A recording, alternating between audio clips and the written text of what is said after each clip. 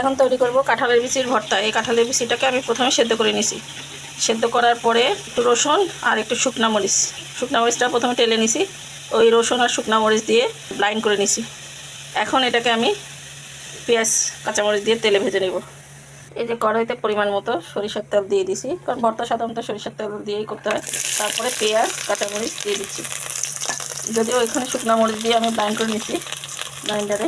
এখন এটা তেলে ভেজে নেব। আর যেহেতু আমি লবণ ব্যবহার করিনি, তাই এখন লবণটা দিয়ে দিব ভর্তায়।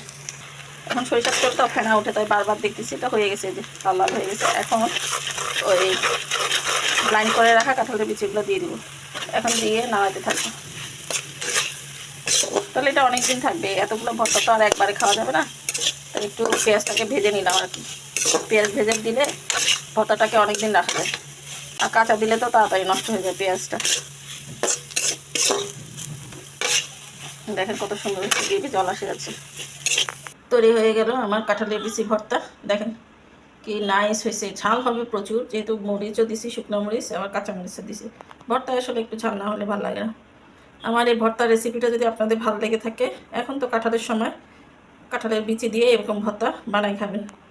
তো সবাই ভালো থাকবেন, সুস্থ থাকবেন, বেশি বেশি করে শেয়ার করে দিবেন। ধন্যবাদ।